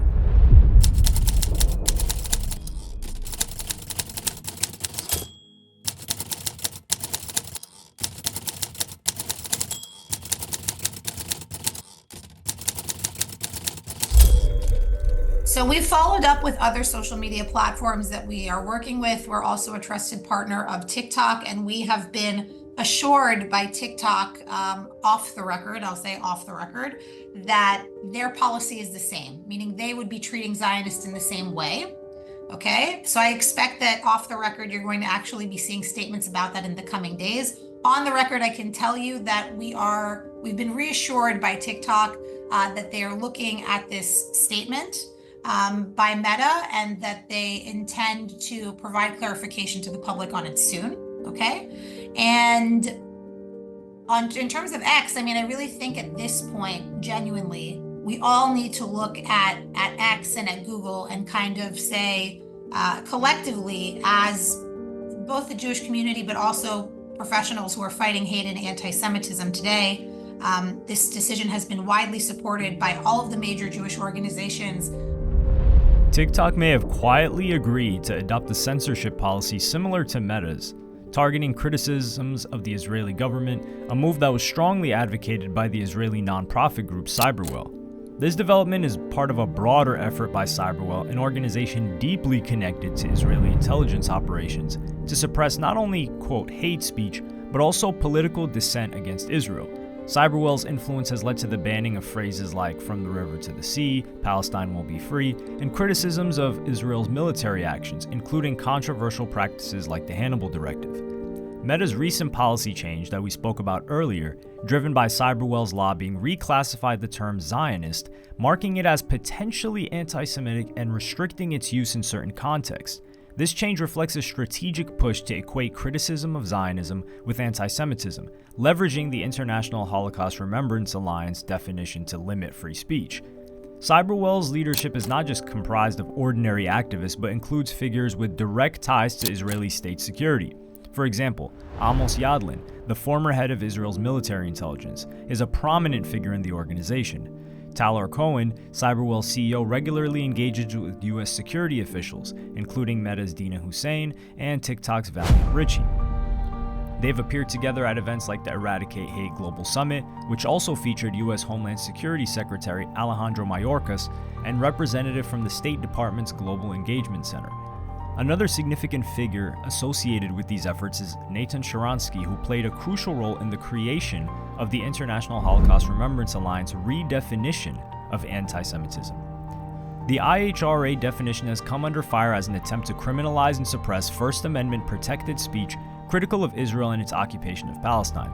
Pro-Israel lobbyists have pushed to encode the IHRA definition into hate crime statutes and official speech codes for hundreds of institutions, and have succeeded in advancing legislation on the state and federal level. The IHRA definition of anti-Semitism includes, quote, denying the Jewish people their right to self-determination by claiming that the existence of a state of Israel is a racist endeavor. If enacted, such a definition would mean that an American can call any government, including its own, racist, except for Israel. His involvement was a direct response to international criticism of Israel, such as the accusations of apartheid in the 2001 Durban Declaration and the BDS movement. Sharansky, along with Alan Dershowitz, contributed to a 2019 report that laid the groundwork for Cyberwell's current campaign to pressure social media platforms into adopting this redefinition. Cyberwell would flex that they were even able to censor truthful statements. In a piece that was written by Jock Polson and Lee Fang, two independent journalists, In January, Cyberwell reported that it had pushed to censor accounts that disputed the false allegation that Hamas had slaughtered thousands of babies during the October 7th attack. Any accounts disputing claims around babies killed during the attack, Cyberwell argued, are akin to content denying or distorting the Holocaust. President Joe Biden and leading Israeli figures have falsely claimed that Hamas beheaded or burned 40 babies during the assault into Israel. This claim has been widely debunked. Despite repeated false assertions to the contrary, only 2 infants were killed as a result of the assault, a 10-month-old child named Mila Cohen, who was killed at Kibbutz Berai, and Naamna Abu Rashad, who died 14 hours after an emergency birth after her mother, Abu Rashad, was shot by Hamas. In more recent months, Cyberwell has lobbied TikTok and Meta to censor social media posts with the phrase "From the river to the sea, Palestine will be free," claiming that the slogan constitutes hate speech. Cyberwell's influence is attempting to reach beyond Meta and TikTok as they push for similar censorship policies on other platforms like X, formerly known as Twitter, and Google. This effort goes beyond addressing hate speech. It's about silencing dissent and shielding Israel from criticism. The entanglement of government pressure, corporate policy, and the redefinition of anti-Semitism poses a serious threat to free speech, particularly on issues related to Israel and Zionism. These actions are not random, but are part of a calculated strategy by organizations with deep ties to Israeli security, involving figures that we mentioned earlier. The agenda is relatively clear: to protect Israel from global scrutiny by manipulating platform policies under the guise of fighting hate. As these platforms bow to political and financial pressures, they risk becoming complicit in the suppression of free speech that many of them claim to uphold. Neither TikTok nor Cyberwell responded for comment to this article and leak that one of the members of Cyberwell made, saying that it was on the record when it was really off the record and they weren't supposed to divulge this.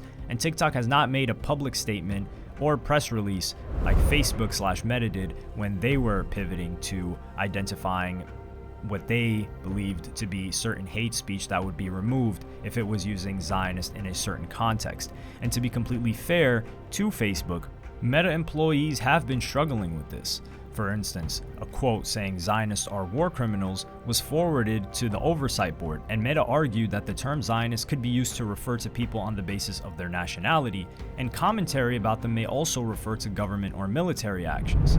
And they said they were looking forward to what the oversight board had to say, because there are certain contexts in which even Meta felt like this was overboard and suppressing speech. One of Cyberwell's board members, Adam Milstein, bragged that, quote, all content targeting Zionists with claims about running the world or controlling the media, plus more, will be removed. Will Elon Musk and X follow suit? And he was credited with Meta's recent decision to classify many criticisms of Zionists as hate speech. So it's clear who they're after next.